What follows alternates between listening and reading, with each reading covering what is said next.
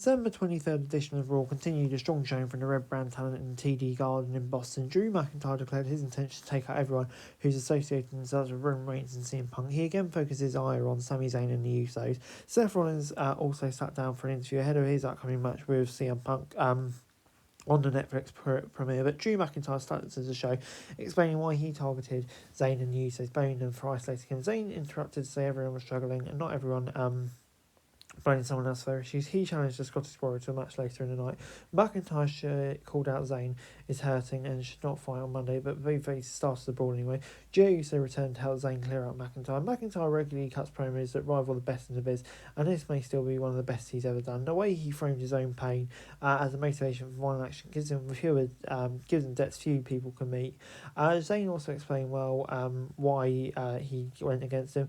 McIntyre getting Zayn out for their match while also selling the hurt to beat him, and with Ace involved as well. This was a great start to the show. Moving on then to the first match, and that was Women's IC tournament. Io Sky against Natalya against Alba Fire. Sky is one step ahead of her competitors, catching Natalya after a German suplex to Alba Fire with the over the moonsault for the victory. While Sky was not going to lose to T1 currently struggling for TV time, she does not need to be the first Women's IC champ. The former Japanese star is a former WWE Women's Champion and should be a future World Champion as well. Damage Control is already represented in the semi-finals with Kai. Natalya could have filled a veteran role and put over Lyra next week, while Fire would have benefited from more spotlight. Still, Sky was the glue in this match and will do great work with Lyra in the next round. The pace was rushed, but she kept it on track. Hopefully it doesn't cost Valkyria a run, because feels like she could be the ideal candidate, but I'll go at 6 out of 10. Moving on into Chad Gable taking on an old foe, Akira Tozawa, and Gable threw around Tozawa and easily counters his opponent's comeback. He made Tozawa tap to the ankle lock. Gable refused to let the submission go afterwards until Otis stepped up to him.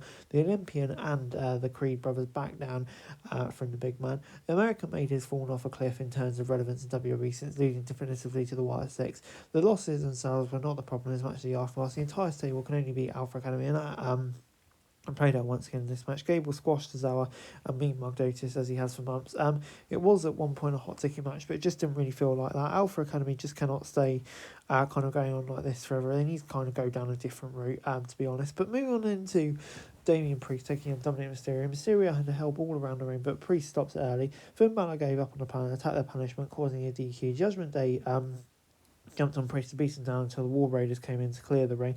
This was about as lame as Judgment Day has pretty much looked. Priest single-handedly fooled the group with every trick, including even the odds with Eric and Ivar at side. There was no real competitive match between these two, as interference started quickly. Hopefully a real contest is planned between Priest and Dirty Dom for New Year. And that can be kind of wrap this feud up. This match is tied in with some holiday film with JD McDonough and Santa, which was okay, but it's hardly memorable. But I kind of like what they're doing with Priest, just building up a bit more at the moment and keeping him strong. So I'll give it a 7 out of 10. But moving on into Dexter Lumis, who had The Miz running until the final testament arrived to attack the buzzer, causing a DQ. Kaiser, Karrion Kross, Scarlett and the Orphans in Pain surrounded Lumis, who struck a familiar Wyatt pose before his reinforcements arrived to clear the ring. Booking 2 short match with DQ finishes, back-to-back is sloppy, but kind of this one in a way felt warranted. Final Testament cares less about wins and more about Hurst and White Six. However, Cross found himself unmatched by the group this week, even without Uncle Howdy at the helm. While WWE wants to keep this feud more present on TV every week, there's a feud that can still be a major part of Raw in 2025. I'm just kind of a bit lost with where we're going at the White Six at the moment, in all honesty. So I'll go with 5 out of 10. Before we got Drew McIntyre against Sami Zayn. Sami Zayn back gave out on him this time, and again in the match. While he could not run for the Helluva Kick, Drew McIntyre blasted him with a Claymore to get the win.